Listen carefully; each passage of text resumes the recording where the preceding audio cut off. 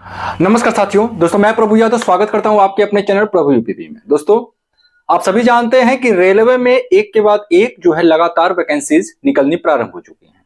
अभी पिछले महीने यानी कि फरवरी माह में आपका एएलपी का फॉर्म भरा गया था और अब यानी कि मार्च महीने में आपका रेलवे टेक्नीशियन का फॉर्म भरा जाना है। अब बहुत जल्दी कयास लगाए जा रहे हैं कि आपके जो आरपीएफ कांस्टेबल और एसआई के जो वैकेंसीज हैं वो भी बहुत जल्दी जो है प्रकाशित किया जा सकता है। उसके लिए विज्ञापन जो है जारी किया जा सकता है। लेकिन दोस्तों आपको मैं बता दूं, अभी पिछले दिनों कुछ एक नोटिस वायरल हुआ था जिसमें कि जो नंबर ऑफ वैकेंसी थी, मतलब नंबर ऑफ सीट्स जो थे उसमें बहुत कम थे।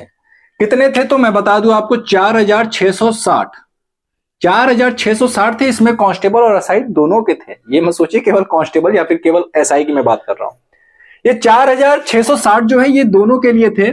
लेकिन दोस्तों अभी तक कुछ भी क्लियर नहीं हो सकता है जब तक कि वैकेंसी आ न जाए।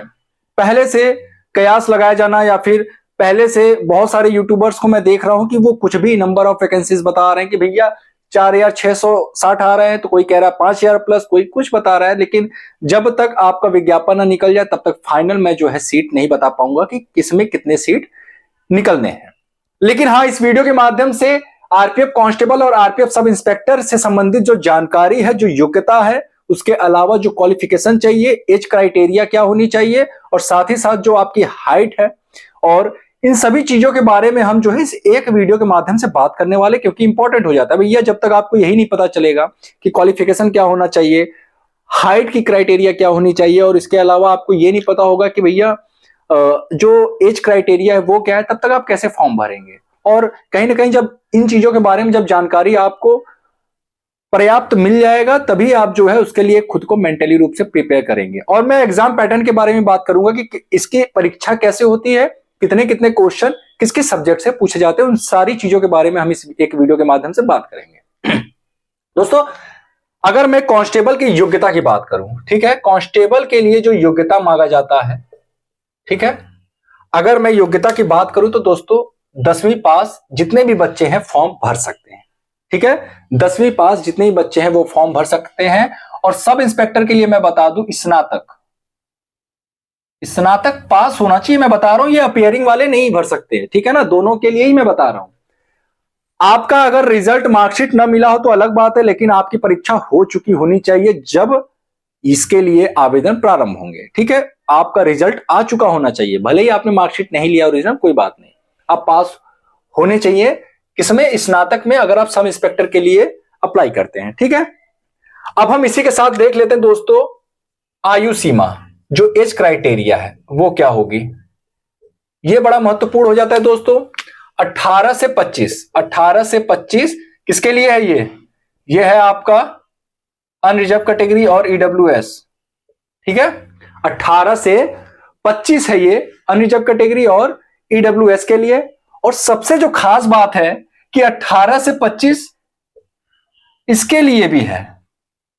मतलब ये कह लीजिए कि भैया कांस्टेबल और एसआई के लिए जो एज क्राइटेरिया है उसमें कुछ भी अंतर नहीं है। और ये बड़ा शॉकिंग लगता है देख करके, सुन करके, कि भैया कांस्टेबल के लिए जो एज क्राइटेरिया है वही सेम एज क्राइटेरिया जो है कि आपने सब इंस्पेक्टर के लिए भी रखा है। और मुझे कहीं ना कहीं इसमें गलत लगता है ये चीज कि भैया इसमें कम से कम 2-3 वर्ष और एक्स्ट्रा मिलना चाहिए। खैर कोई बात नहीं, लेकिन अगर आप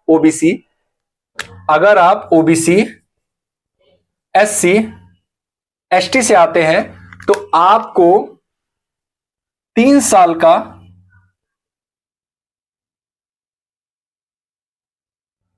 एज रिलैक्सेशन मिलता है। ठीक है, कितने साल का? 3 साल का। सॉरी, ओबीसी के लिए केवल 3 साल है और एसटी के लिए कितना है? तो एससी और एसटी के लिए ये बढ़ करके कितना हो जाता है? एससी और एसटी के लिए जो है ये बढ़ करके 5 साल हो जाता है। कितना? 5 साल। ठीक है, ओबीसी के लिए 3 साल है और एससी और एसटी के लिए 5 साल है। ठीक, और यही सेम जो है आपका एसआई के लिए भी है। ठीक है, कुछ भी इसमें अंतर आपको देखने को नहीं मिलेगा। अगर आप भूतपूर्व सैनिक है यानी एक्स सर्विसमैन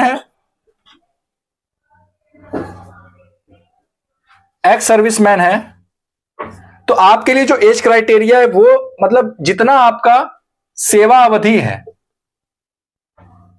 आपने जब तक आप आर्मी में सेवा में रहे हैं, उसके अलावा जो है 3 वर्ष, उसके अलावा 3 वर्ष आपको एक्स्ट्रा दिया जाता है। ठीक है, चलिए अभी अगर आप एक्स सर्विसमैन है, अगर आप ओबीसी से फॉर्म भरना चाहते हैं, ये दोनों के लिए समान होगा। ठीक है, सब इंस्पेक्टर के लिए भी यही सेम एज क्राइटेरिया है। ओबीसी के लिए ये 3 वर्ष बढ़कर के 6 वर्ष हो जाएगा, और SC ST के लिए ये बढ़कर के 8 वर्ष हो जाएगा। चलिए अब इसके बाद हम देख लेते हैं दोस्तों हाइट के लिए, हाइट कितनी चाहिए होती है। दोस्तों अगर हम हाइट की बात करते हैं, सबसे पहले मेल कैंडिडेट की देख लेते हैं। मेल कैंडिडेट की अगर हम हाइट की बात करें तो दोस्तों जनरल और ओबीसी, जनरल में आपका जो है अनरिजर्व और ईडब्ल्यूएस दोनों आ जाते हैं। ठीक है, 165 सेंटीमीटर, 165 सेंटीमीटर। और वहीं SC ST के लिए ये घट जाता है, SC ST के लिए जो है ये घट करके 160 सेंटीमीटर पे भी आपका सिलेक्शन हो जाएगा अगर आप मेल कैंडिडेट है। और सेम मैं बता रहा हूं, ये SI और कांस्टेबल के लिए सेम है। ठीक है ना। अगर हम बात करें फीमेल कैंडिडेट की, अगर हम बात करें फीमेल कैंडिडेट के लिए तो जनरल और ओबीसी इनके लिए 157 सेंटीमीटर है। और वहीं अगर हम बात करें SC और ST के लिए तो 152 सेंटीमीटर। ठीक है, और यही सेम जो है आपका SI के लिए भी है। उम्मीद करता हूं ये बात आपको समझ में आया होगा। इसके अलावा अगर हम एग्जाम पैटर्न की बात कर लेते हैं,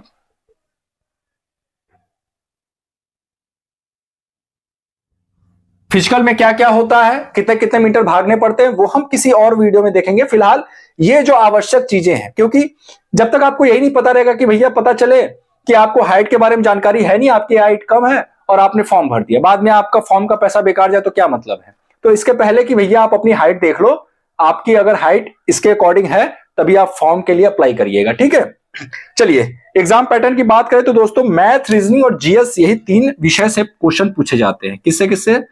मैथ, रीजनिंग और जीएस, इन तीनों से प्रश्न पूछे जाते हैं दोस्तों।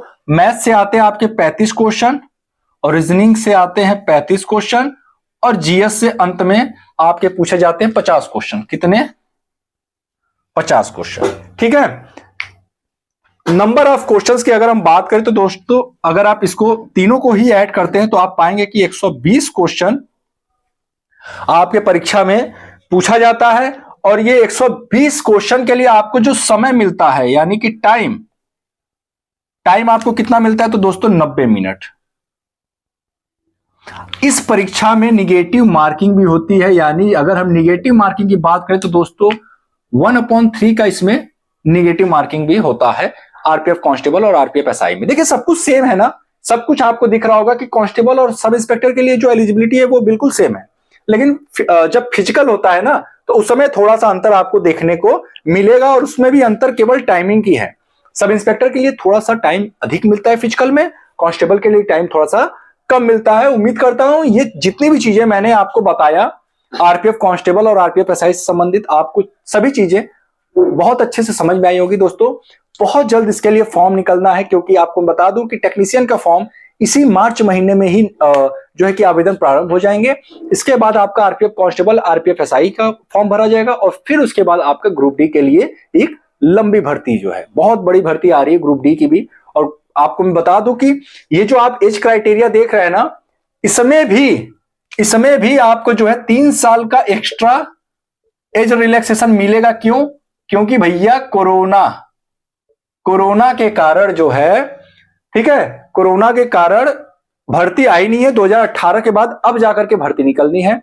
तो ऐसे में जितने भी वैकेंसीज कोरोना काल के बाद जो है कि निकल रही है, कोरोना काल के पहले की निकली हुई है सॉरी, और वो उसके बाद से नहीं निकली है, उन सभी वैकेंसीज में गवर्नमेंट 3-3 साल का एज रिलैक्सेशन दे रहा है। चाहे आप एसएससी की बात कर ले, चाहे आप किसी भी वैकेंसी की बात करें। एएलपी में भी दिया गया है, एएलपी के अलावा टेक्नीशियन में भी दिया जाएगा, और उसके बाद आपका इसमें भी दिया जाएगा। ठीक है, तो दोस्तों उम्मीद करता हूं इस वीडियो के माध्यम से आपकी सारे जो डाउट्स थे वो क्लियर हो चुके होंगे। दोस्तों ये वीडियो कैसा लगा हमें नीचे कमेंट बॉक्स में लिखकर जरूर बताएं। दोस्तों अगर वीडियो अच्छा लगा तो प्लीज वीडियो को लाइक करें, चैनल को सब्सक्राइब करें दोस्तों। फिर मिलते हैं किसी अन्य वीडियो के साथ, तब तक के लिए जय हिंद, जय भारत।